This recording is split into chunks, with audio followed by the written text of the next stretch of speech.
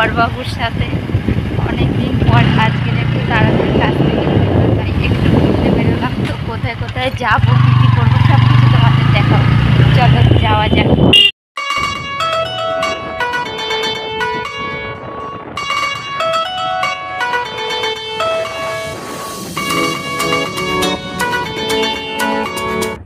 এসে জাম করে বসে আছি, যেতে পারছি না। তো ট্রেনটা যাবে, তারপর যাবো।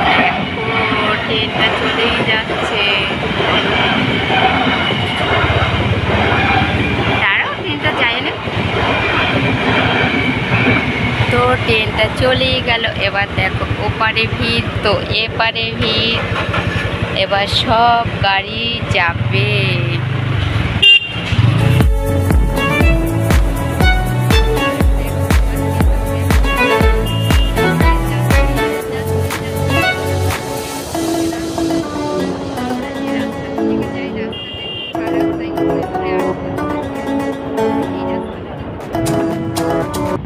নদীর চরে, ক্যানিং নদীর চরে।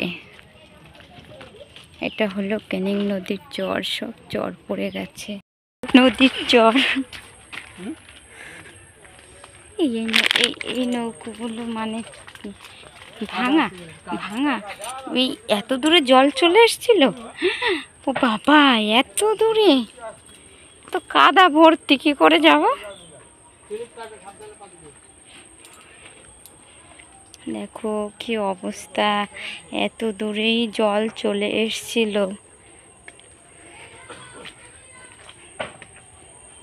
অনেক দিন বাদে আজকে আবার একটু ক্যানিং নদীর পাড়ে চলে আসলাম। এই ভাটা, এখন মনে হয় ভাটা লেগেছে। চলো একটু যাই আস্তে আস্তে। ইস কি জল, কাদা।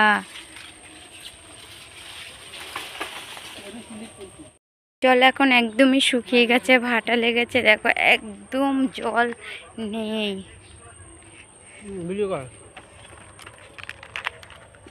দেখো এখন ভাটা একদম জল শুকিয়ে গেছে, মানে হেঁটে মনে হয় এপার থেকে ওপার যাওয়া যাবে না, সেরকমই হয়ে গেছে।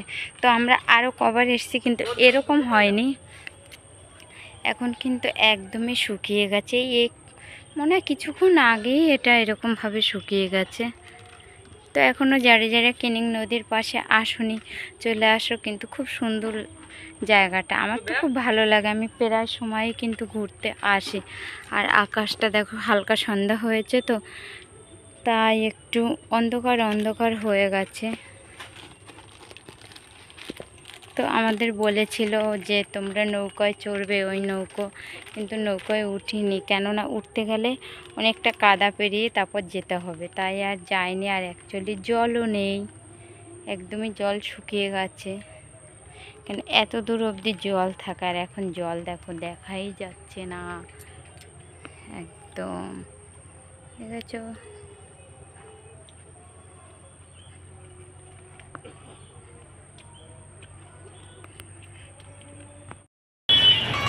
হালকা একটু ঘুরলাম, ঘুরে ঠুরে কিন্তু চলে আসলাম মিয়ামরে। আর মিয়ামর থেকে একটা কেক নিয়ে নিলাম।